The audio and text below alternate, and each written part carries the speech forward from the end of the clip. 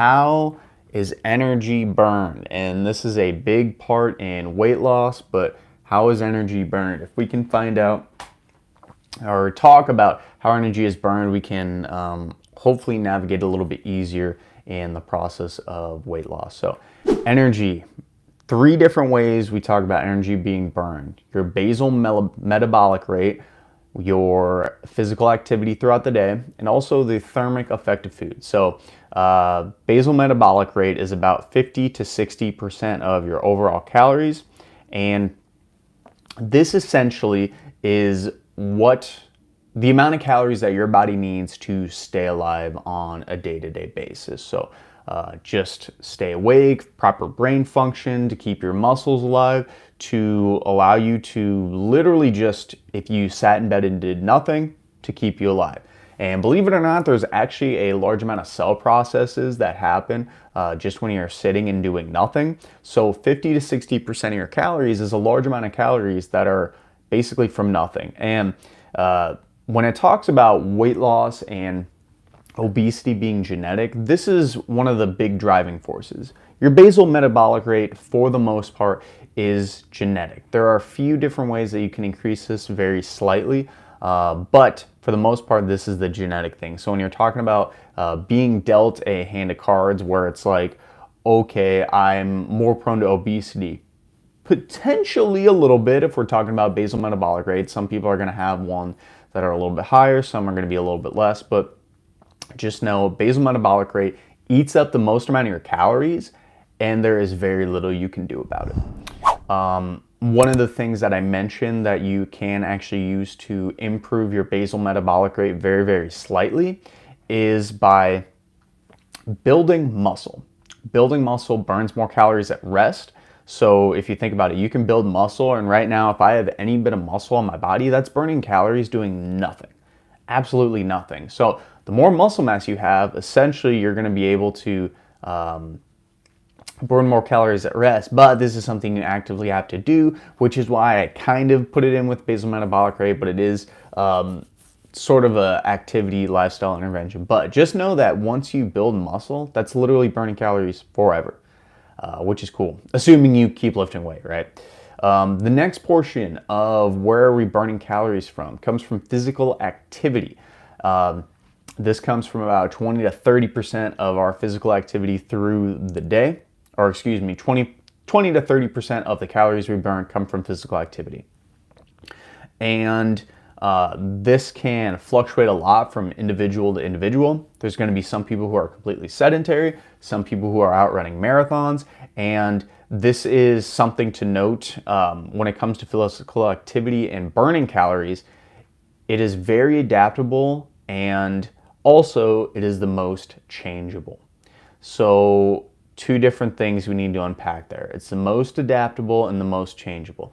So when you're talking about physical activity, you can go start running a mile every day and you will burn more calories. Your body will probably lose some body fat, but you will also adapt to that very quickly.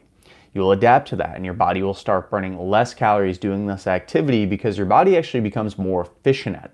So that's one thing to note. Why a lot of people hit weight loss plateaus is because they are doing a certain amount of activity and they hit a point where they can't do anything else, or they hit a point where they're not losing any more fat. Well, it's because your body has gotten used to it. Your body has simply not needed to burn as much calories because it can handle the load, handle the stress. It is adapt, but it's also the most changeable. So if you think about it, if I'm somebody who's very sedentary, I don't do a lot of physical activity, I can literally right now go out and run a mile. That's very changeable, and that's a super big driver force in talking about things that will improve your overall weight loss to help you decrease obesity and feel better in your life, assuming you're dealing with that, is by doing these things of physical activity. So they're the most changeable, but they're also the most adaptable. So when you're talking about the biggest levers we can pull to actually improve our weight loss and our body weight, this is going to be one of the huge things. Activity is one thing. I would say there's something more important as in the amount of food you're eating, but activity is a good thing to start. Cardio versus weight training. This is something I wanted to talk about. A lot of people think that cardio will allow you to lose weight, and it will, but as we just mentioned, it is very, very adaptable, as in you'll adapt to the demands that will be placed when you do cardio very quickly, and your body will start burning less calories. But if you resistance train, gain some muscle, as we just discussed, your body will actually burn those calories at rest once you gain muscle, which is a really, really cool thing. So weight training is a super, super huge lever to pull with obesity. Add some weights in. Another thing that I wanted to mention is this thing called NEAT. NEAT is described as non-exercise activity thermogenesis. And basically when we're talking about NEAT, this is the different activities that you do on a day-to-day basis that will burn calories that you don't even realize. So somebody who fidgets a lot, somebody who is constantly pacing back and forth, somebody who's maybe stressed throughout the day. These are all things that would be constituted in NEAT. And individuals who have a very high NEAT are usually people who are often seen as skinnier. Maybe it's harder for them to gain weight. What you'll often find is a lot of these people are fidgety. They can't sit still. They burn so many extra calories just from sitting, doing, fidgeting, all these different things on a day-to-day basis. In fact, you can burn almost 500 extra calories a day. People do this a day. And if we look back to the weight loss earlier, 500 calories is a huge thing on a day-to-day basis if you're trying to maintain your weight and lose weight. So that's a huge thing. Last thing, thermic effective food. You may have not realized this, but the thermic effective food basically describes that you will burn calories from eating food, which is pretty cool. So protein burns the most calories when you're eating it. The thing about this is that there's really a minimal difference in high protein intake. So say you're like, okay, protein burns the most amount of calories, so I'm just gonna eat all protein.